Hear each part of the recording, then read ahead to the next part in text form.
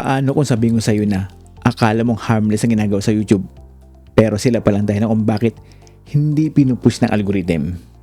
Biglang baksak ang views? Or malala na terminate ang channel mo? At ang nakakatakot, kadalasan hindi alam ng creators may mali pala silang ginagawa. May mga channel na ilang taon na sa YouTube, may libo-libong subscribers, biglang nawawala overnight. Isang email lang mula kay YouTube, tapos na. Kaya today, pag-uusapan natin mga bagay na dapat mong iwasan kung gusto mong tulungan ka ng YouTube, hindi laban sa'yo. Paano talaga gumagana ang YouTube system? Unahin natin to kasi mahalaga.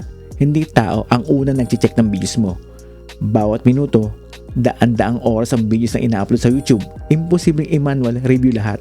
Kaya ang ginagamit ni YouTube, automated systems, AI pattern detections, behavior signals. At tandaan mo to, mas aggressive ang system ni YouTube kaysa sa inaakala ng karamihan. Bakit? Ayaw nila makalusot ang spam. Ayaw nila makasuhan ng copyright owners. Ayaw nila mawala ng advertisers. So madalas, action muna.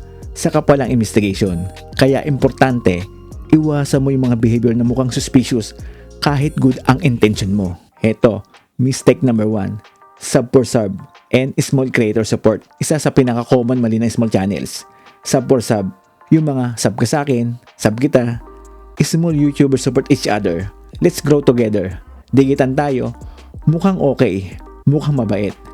Pero ang problema, hindi lang subscribers sa tinitingnan ng YouTube. Tinitingnan nila watch time, engagement, kung bumabalik ba ang viewer. Kapag bilang dumami ang subs pero walang nanood, walang nagko-comment, walang retention, mukha ka nagmamanipulate ng system.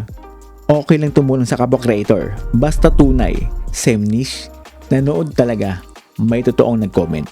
Hindi coordinated sub exchange, hindi pilit na growth, mas nakakasira kaysa nakakatulong. Mistake number 2, hashtag abuse. Hindi magic ang hashtags. At lalo na, hindi totoo na mas marami, mas okay. Ayon mismo sa YouTube policies, kapag sobra ang hashtags, pwedeng i-ignore lahat.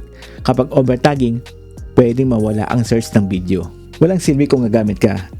3 to 6 lang, specific, related talaga sa topic. Pero real talk, less than 1% lang ng discovery galing sa hashtags. Ang totoo mahalaga, title, thumbnail, paano pinapanood ng tao ang video mo. Mistake number 3, inspired by versus kopya. Mag-aral ng viral videos, pero huwag kopyahin ng 100%. Dito nadadapa ang maraming creators. Word for word script copy, re-upload ng clips with konting edit. Palit boses lang, same content. Copyright risk yan. Napaka-advance ang content na ID ni YouTube. Ang tamang paraan, aralin bakit gumagana ang video. Intindihin ang structure at idea. Gumawa ng sariling version. Sariling words, sariling POV. Per use is not guaranteed. Depends lang siya, hindi protection. Mistake number 4. Pinabayaan ang channel security. Habang lumalaki ang channel mo, mas nagiging target ka. Isa sa pinakadelikadong mali, isang email lang para sa lahat. Kung yung email na yan ay public, nasa about page, ginagamit sa brand deals. Kapag nahack yan, damay ang buong channel mo. Best practice, private email para sa channel ownerships, ibang email para sa business, strong password, two-factor authentication. Maraming channel ang nawawala, hindi dahil kay YouTube, kundi dahil sa security lapses. Mistake number 5, high-risk content categories. May mga topic sobrang binabantayan. Make money online, income claims, guaranteed results. Pwede mong pag-usapan ng pera, pero ingat sa framing. Iwasan, guaranteed income, anyone can earn this, copy lang, yayaman ka na. Mas safe, proseso, hindi pangako, experience, hindi hype, edukasyon, hindi misinformation. Mistake number 6, low value AI content. AI is a tool, hindi shortcut. Problema kapag auto-generated lahat, walang review, walang value, parang robot ang dating. Tinatawag itong marami ng AI slope. YouTube rewards usefulness, originality, viewer satisfaction. Kung gagamit ka ng AI, pang outline, pang ayos ng thoughts, pang linaw, pero ikaw pa rin ang mastermind. Mistake number 7, fake sponsor emails. Isa ito sa nakakatakot, scam pattern.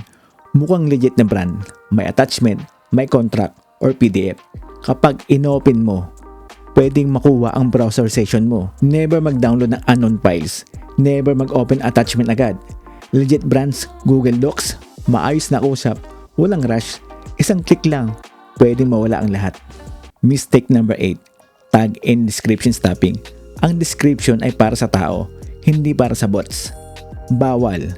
Keyword dumping, paulit-ulit na tags, unnatural sentences. Tamang gawin, ipaliwanag ang value ng video. Natural na Taglish or English, malinaw kung bakit dapat panoorin. Tandaan, algorithm amplifies what people enjoy. Hindi ka gustong iba ng YouTube. Gusto ka nilang mag-succeed. Pero kailangan nilang protektahan ang viewers, advertisers, at platform. Kaya kung gusto mong kampihan ka ng YouTube, tigilan mong shortcuts, iwasan mong kalokohan, mag-focus ka sa tunay na value.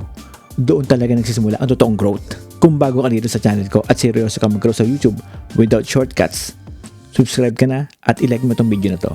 See you sa next upload.